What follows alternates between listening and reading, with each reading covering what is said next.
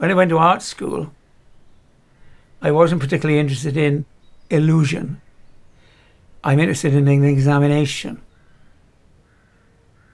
Art can be concerned with form, it can be concerned with ideas, it can be concerned with the abstracts, colour and shape. But I tend to mix them up. So there's a kind of narrative to my art.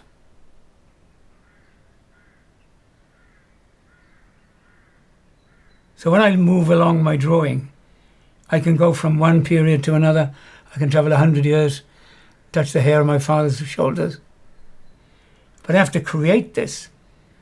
I have to create something that would appear to have some order.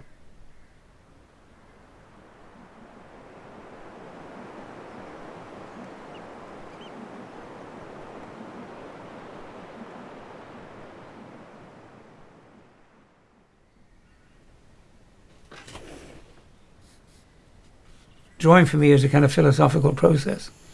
It's searching for a truth which will always remain elusive, but it's the search that matters and the intensity of the search that really makes it worthwhile.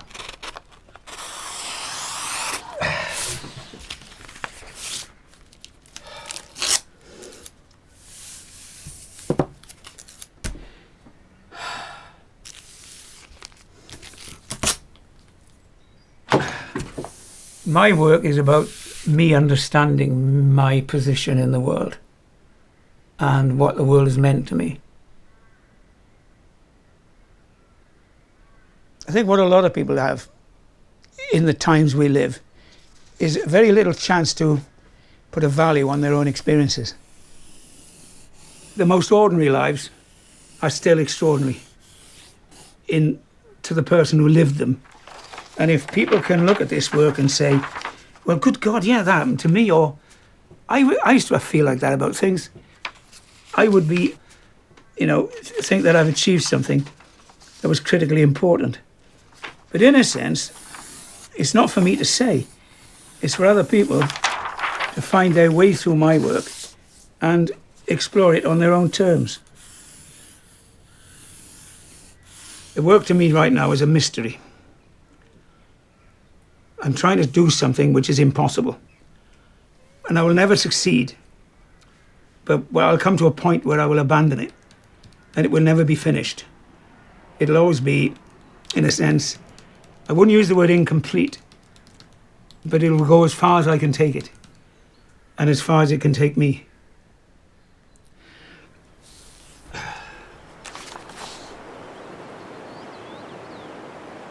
When you're out drawing, as I so often am, or was, your mind is buzzing. I mean, the world is just such an extraordinary, challenging and exciting place. And when I stand on the Awyr, the point where I paint from, I often feel I could launch myself into eternity. Just dive off the edge of the cliff and go.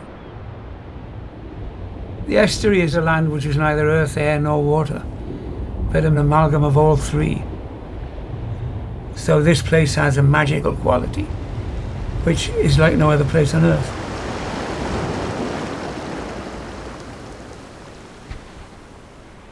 You can move between this world and the next more easily. I used to walk, miles.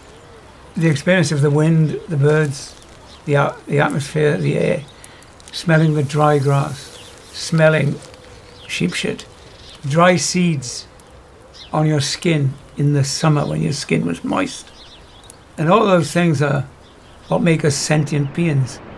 They make us alive and aware of the world that we're in, and that we're a world of atoms, and that we're not isolated from it. We are actually a part of it. So I'm alive in the world, and the world is alive in me. But anyway, I've decided that I will celebrate my life and my family and my home village of Wattsville and Llanstefan all in the same picture, drawing. What I'm doing with these photographs is I'm kind of replenishing or bringing to the surface memories, images, ideas, thoughts, colours, forms, shapes that I will need to be incorporating in the drawing. What I'm trying to do is create a dense experience by mapping, measuring, recording, history, culture, poetry, language, wildlife, all in the same image. What I'll remember when I pick up a brush is the joy I had. To me, part of the pleasure or the wonder is the sensual experience. It isn't about representation, it's about experience. Now, that little joint there, to me, is the most beautiful part of this at the moment. That is working really well. It'll come down gradually till we meet the houses. There'll be a Llansteffan landscape up here, Pendine and Pentowyn and Collie Island, which I've been for the last 30 years looking at. But I can never ever forget this place and the part it played in my life. And one of my great joys is to go back and drive down this particular road and see this great orange mountain which runs for 1,000 feet behind my mother's house.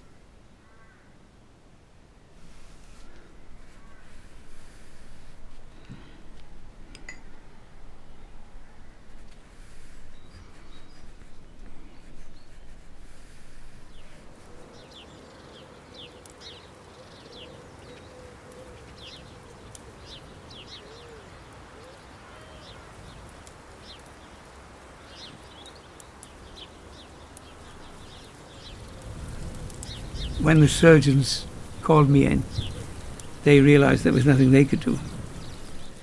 I'd already resolved my own notions of what life and death were. So when I explained this theory to them, they were very moved. They burst into tears, actually, because they expected me to break down, I think, and depend on them for comfort. And I didn't. And they left the room, and Hilary and I smiled, then we burst into tears.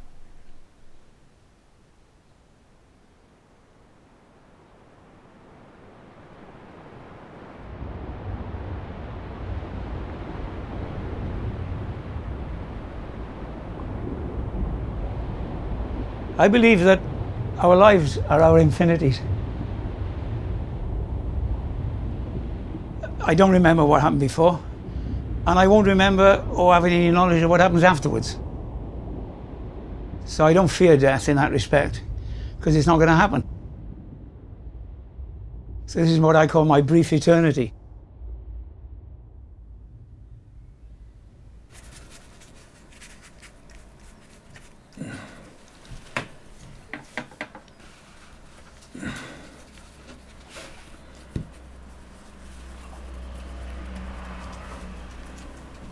There have been times in the last 2 months when if the door had been open to walk through, I would have walked through it, because I've been in so much pain.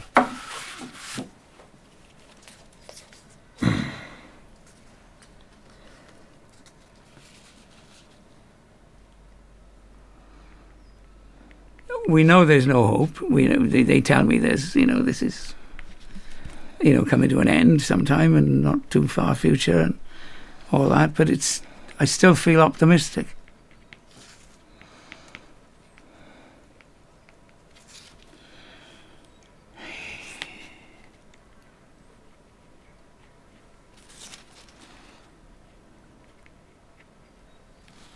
Cancer is a great mystery, isn't it? And it hasn't got a rationale in a sense. So it comes out of chaos. Creating a kind of order in the rest of your life is maybe a critical part of dealing with what may seem to be a hopeless situation.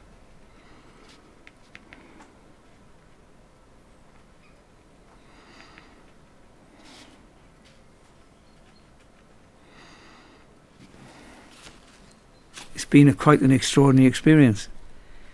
It's been enriching in so many different ways, which is a difficult thing for most people to come to terms with.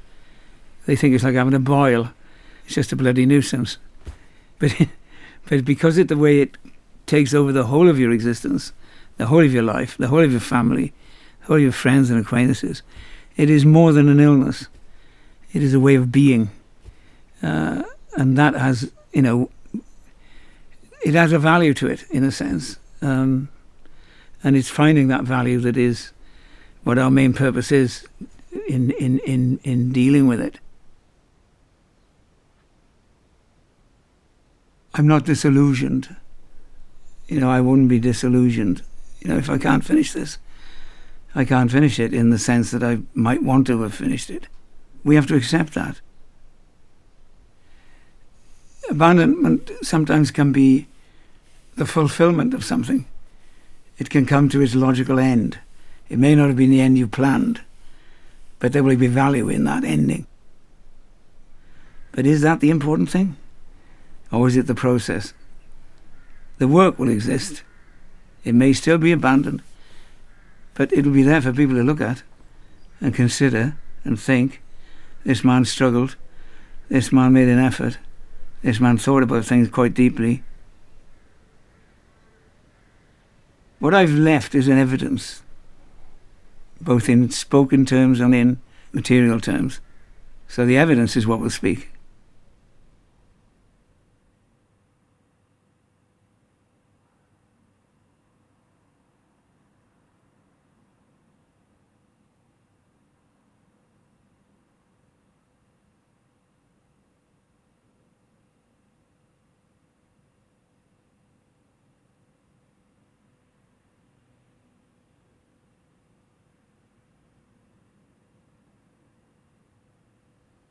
It's almost like a punctuation mark in a life, isn't it? It's not a conclusion, an end. It's a beginning.